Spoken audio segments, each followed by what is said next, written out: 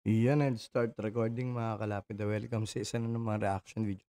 Dito papakinggan lang natin kung paano kumanta si PBBM ng na na na na. Siya pakantahin natin, wag tayo.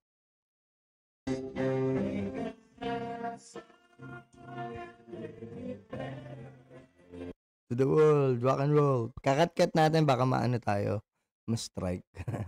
Rock and roll to the world. Remember, hard, it's hard.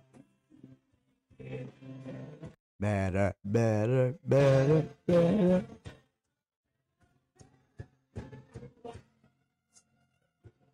Na, na, na, na, na, na, na.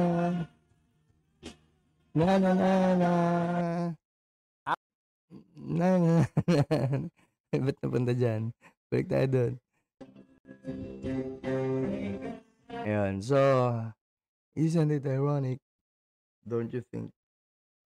Favorite siguro ni PBBM yung kanta ng Beatles. Tapos, di ba, may istorya yung Beatles dati na nag-concert sila dito. Tapos hindi ata napaunlakan si Madam Imelda Marcos. Ang ginawa niya sa Beatles, kahit gaano kasikat, pinaban po sa Pilipinas. Diba? So, how ironic na idol siguro ng anak niya yung Beatles. Diba? Tapos, pinaban ng magulang. Anong matututunan natin dito sa ganitong ang tawag dito? Nawala yung mic eh. Anong matututunan natin dito sa ganitong content? Siyempre wala. Na na na na. Ito yung kabataan ni PBBM siguro ano pa siya dito. Tawag dito. Hippie. Alam niyo na yan pag hippie, di ba? Hindi, mas mahirap kung hipo-hipo sila, di ba? At least hippie. Kaya, baka magalit yung presidente sa atin. Nakwento ko lang na ban yung Beatles. Alam ko biglang pinaalis sila eh. Di ba?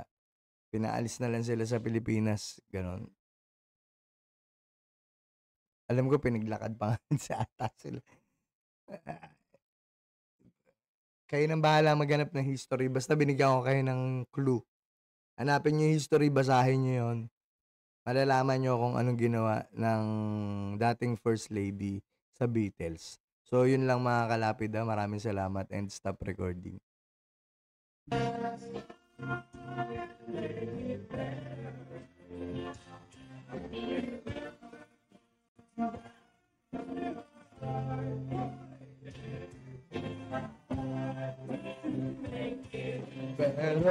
Better. Na na na na na na na.